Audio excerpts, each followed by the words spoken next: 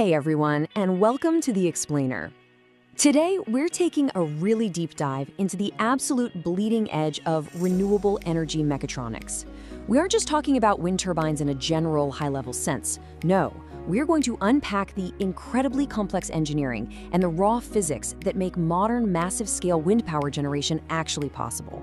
You see, the technology sitting inside the nacelle of a modern turbine has to perfectly balance mechanical, electro-electronic, and software systems. And as these giant machines move from onshore fields out into the brutal, unpredictable environment of the open ocean, well, the engineering challenges are escalating rapidly. So we're going to compare the primary generator topologies competing to dominate this space, and we'll explore how they're trying to solve some incredibly tough engineering paradoxes. Okay, let's dive into this. Here is our roadmap for today. We'll start with the offshore scaling challenge, look at the DFIG standard, explore the PMSG alternative, and then check out the superconducting HTS frontier. Finally, we'll wrap up with a topology comparison and a look at grid stability and the future. First up, Section 1, the offshore scaling challenge. To really understand the engineering here, we first have to wrap our heads around the massive scale of the problem these generators are built to solve. So global wind energy penetration is rising rapidly, right? And to capture more of that unpredictable kinetic energy, the industry's main answer has been pretty straightforward: build bigger. We're looking at turbines pushing well past 5 megawatts, up to 7.5, and now 10 megawatts and beyond. To put that into perspective, the swept area and the hub heights of these modern offshore behemoths are literally rivaling the Eiffel Tower. Imagine a skyscraper spinning violently in the middle of the ocean. That is the kind of massive scale we are dealing with here. But here's the catch. Moving these gigantic structures offshore introduces some downright brutal constraints. The environment is relentlessly harsh. Components have to undergo intensive marinization, which means robust anti-corrosion measures and really strict dehumidification capacities. But from an engineering standpoint, here is the real bottleneck. You have a strict 100-ton shipping capacity limit to actually get these components out to sea. You simply cannot build infinitely heavy machines. Furthermore, realistically, an offshore site might only be accessed for maintenance once a single year.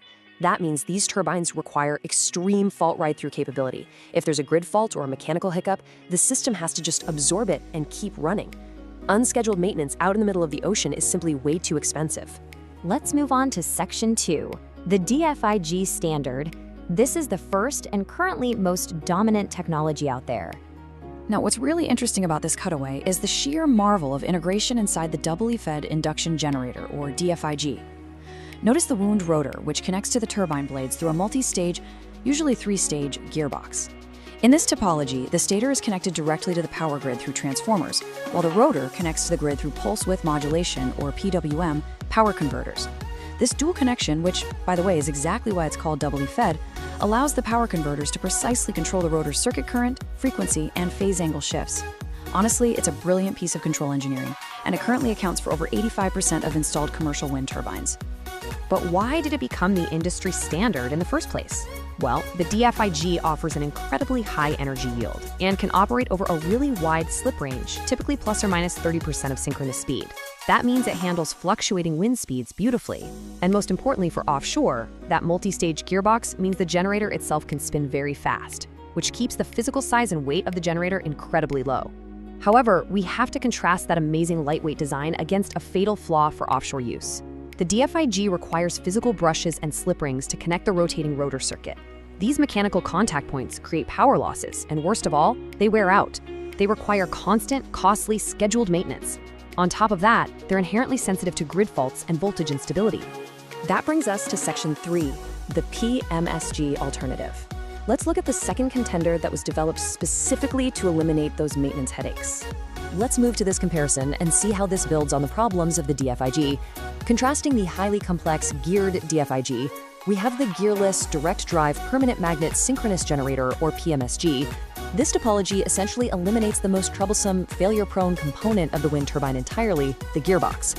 Instead of gears stepping up the speed, the massive turbine blades spin the generator directly. To do this efficiently at such low speeds, the PMSG uses rugged permanent magnets mounted directly on the rotor to produce a constant magnetic field. That completely eliminates the need for commutators, slip rings, and brushes. What you're left with is a highly reliable, gearless, incredibly rugged machine. So the crucial point here is how this affects our constraints. because the direct drive PMSG spins so slowly, literally at the exact speed of the turbine blades, it requires a massive number of magnetic poles. This makes the generator absolutely enormous. Often, a direct drive generator can be more than 10 times larger than its geared equivalent. That pushes right past that strict 100-ton offshore shipping limit we talked about earlier. So while eliminating the gearbox makes the PMSG reliable, it also makes it so physically massive and heavy that scaling beyond 10 megawatts becomes an absolute logistical nightmare. Section 4. The Superconducting HTS Frontier. This is the third cutting-edge technology aiming to finally solve this weight versus reliability paradox. Check this out. This is the high-temperature superconducting, or HTS, generator. Look at the unique anatomy here. We've got a specialized rotor support structure, the rotor HTS coils, and critically, an external refrigerator and cryostat. This is essentially a synchronous generator that entirely replaces conventional copper wiring in the field coils with highly advanced superconducting materials. So what makes this so revolutionary? Well, superconductors are materials that, when cooled down to cryogenic temperatures, can carry 10 times the current of conventional copper wires, with almost zero electrical resistance and negligible power loss.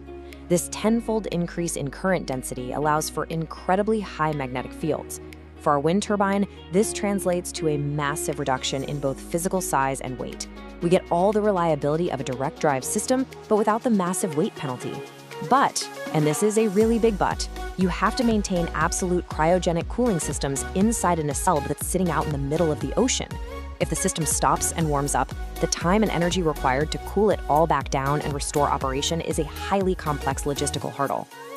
All right, Section 5, Topology Comparison. It's time to put these three engineering topologies head-to-head.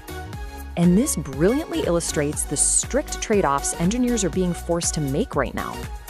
The traditional DFIG gives us high physical mass savings because of its gearbox, but it really suffers on reliability due to those mechanical brushes and slip rings. The direct drive PMSG flips the script completely. It delivers high reliability by ditching the gearbox, but scores incredibly low on mass saving, making it a nightmare to ship. Finally, the HTS topology promises the absolute holy grail: extremely high mass savings and very high reliability. It literally solves the weight versus reliability paradox completely? Well, provided we can perfect and maintain the commercial viability of long-term cryogenic cooling in harsh maritime environments. Section 6. Grid Stability and Future. Let's zoom out from the generator nacelle to the macroeconomic picture of the global power grid. You see, when wind penetration rises to represent 8% or more of the entire global electricity market, these machines are no longer just supplementary power. They are foundational baseload. That means whichever generator topology scales past 10 megawatts must also flawlessly handle grid stability. They have to gracefully manage the unpredictable, fluctuating nature of wind and provide active, reactive power compensation just to keep the grid's voltage stable. Crucially, they must have fault ride-through management. Think about it. If there is a sudden voltage dip in the public grid, a massive 10-megawatt turbine cannot just disconnect, or it will cause a cascading blackout. When you flip on your lights at home, it's actually the generator's fault ride-through management that keeps the entire grid stable. The generator's electro-electronic systems must absorb that shock and just keep pumping out reliable energy. And that leaves us looking toward the horizon. The engineering required to capture the kinetic energy of the wind has evolved from simple mechanical windmills to literally some of the most sophisticated mechatronic systems on the planet. We are constantly balancing massive physical weights against the need for zero maintenance reliability, all while trying to feed perfectly stable, flawless power into an increasingly demanding global grid. As these structures rival the Eiffel Tower in size and push well past the 10-megawatt threshold, the big question remains: which balance of weight, power density, and reliability will ultimately conquer the offshore frontier? Will we refine the gearbox, accept the massive weight of permanent magnets, or master the deep freeze of superconductors? It is a truly fascinating engineering race, and the future of our power grid depends on the winner. Thanks so much for joining me on this explainer, and keep questioning how the world around us is built.